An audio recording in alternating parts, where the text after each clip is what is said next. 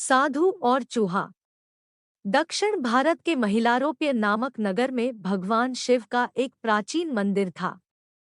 मंदिर की देखभाल, पूजा पाठ और अन्य समस्त कार्यों की जिम्मेदारी एक साधु के जिम्मे थी, जो उसी मंदिर के प्रांगण में स्थित एक कक्ष में रहा करता था। साधु की दिनचर्या भोर होते ही प्रारंभ हो जाती, जब वह स्नान कर मंदिर में आरती संपन्न करता और फिर गांव में भिक्षा मांगने निकल जाता। गांव के लोग साधु को बहुत मानते थे, इसलिए भिक्षा में अपने सामर्थ्य से अधिक ही दिया करते थे। साधु भिक्षा में प्राप्त अनाज से स्वयं के लिए भोजन बनाता, कुछ मंदिर में काम करने वाले निर्धन मजदूरों में बांट देता और शेष एक पात्र में सुरक्षित रख देता था।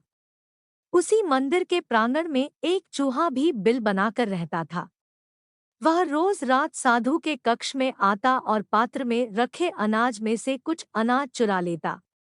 जब साधु को चूहे की करतूत के बारे में ज्ञात हुआ, तो वह पात्र को एक ऊंचे स्थान पर लटकाकर रखने लगा। लेकिन इसके बाद भी चूहा किसी न किसी तरह पात्र तक पहुंच जाता। उसमें इतनी शक्ति थी कि वह छलांग लगाकर इतनी ऊंचाई पर रखे पात्र तक आसानी से पहुंच जाता था।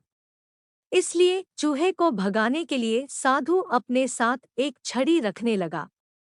जब भी चूहा पात्र के पास पहुंचने का प्रयास करता, वह छड़ी से वार कर उसे भगाने का प्रयास करता। हालांकि बहुत प्रयासों के बावजूद अवसर पाकर चूहा कुछ न कुछ पात्र से चुरा ही लेता था। एक दिन एक सन्यासी मंदिर में दर्शन के लिए आए। वे साधु से मिलने उसके कक्ष में गए। साधु ने उनका स्वागत किया और दोनों बैठकर वार्तालाप करने लगे। परंतु साधु का पूरा ध्यान सन्यासी की बातों में नहीं था। वह हाथ में छड़ी पकड़े हुए था और उससे बार बार जमीन को ठोक रहा था। अपनी बातों के प्रति साधु का विरक्त भाव देख सन्यासी क्रुद्ध हो गए और बोले, प्रतीत होता है कि मेरे आगमन से तुम्हें कोई प्रसन्नता नहीं हुई। मुझसे भूल हो गई, जो मैं तुमसे मिलने आ गया। अब मैं कभी यहाँ नहीं आऊंगा। सन्यासी का क्रोध देख साधु क्षमा मांगने लगा। क्षमा गुरुवर क्षमा, मैं कई दिनों से एक चूहे से परेशान हूँ, जो रोज मेरे द्वारा भिक्षा में लाए अनाज को चुरा लेता है। अनाज के पात्र को ऊंचे स्थान पर लटकाकर मैं छड़ी से जमीन को ठोकता रहता हूँ, ताकि चूहा डर से यहाँ न आए। किंतु वह किसी न किसी तरह पात्र में से अन्न चुरा ही लेता है। उस चूहे के कारण मैं आपकी ओर पूर्ण ध्यान नहीं दे पाया। क्षमा करें। सन्यासी साधु की परेशानी समझ गया और बोला, अवश्य ही वह चूहा शक्तिशाली है, तभी इतनी ऊंचाई पर रखे पात्र तक छलांग लगाकर अन्न चुरा लेता है। हमें उसकी शक्ति के पीछे का रहस्य पता करना होगा। शक्ति का रहस्य? साधु बोला। हाँ, उस चूहे ने अवश्य कहीं अनाज संचित कर रखा होगा।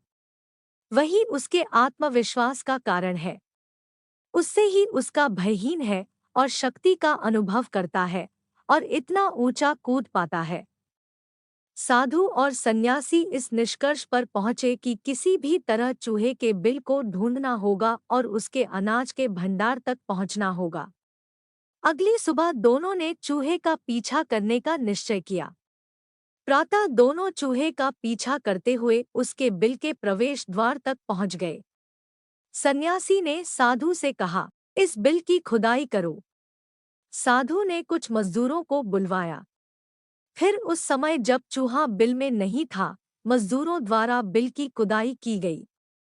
खुदाई में वहां अनाज का विशाल भंडार मिला, जो चूहे द्वारा चुराकर वहां एकत्रित किया गया था।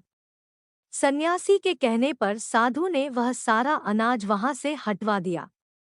इधर जब चूहा अपने बिल में लौटा, तो सारा अनाज नदारद देख दुखी हो गया। उसका सारा आत्मविश्वास चला गया। कुछ दिनों तक वह साधु के पात्र में से अनाज चुराने नहीं गया। किंतु वह कब तक भूखा रहा? एक दिन अपना आत्मविश्वास बटोरकर वह साधु के कक्ष में गया और वहां छत पर लटके अनाज के पात्र तक पहुंचने के लिए छलांग लगाने लगा। किंतु उसकी शक्ति क्षीण हो चुकी थी। कई बार छलांग लगाने पर भी वह पात्र तक पहुंच नहीं पाया। अवसर देख साधु ने उस पर छड़ी से जोरदार वार किया। चूहा किसी तरह अपने प्राण बचाकर घायल अवस्था में वहां से भागा। उसके बाद वह कभी न मंदिर गया न ही साधु के कक्ष। सार साधन संपन्न व्यक्तियों में अपने संसाधनों के कारण उच्च आत्मविश्वास और आत्मबल होता है, किंतु संसाधनों का अभाव उनका आत्मविश्वास और आत्मबल क्षीण कर देता है और वे कमजोर पड़ जाते हैं। इस स्थिति में उन पर नियंत्रण प्राप्त करना और उन्हें पराजित कर पाना सरल हो जाता है।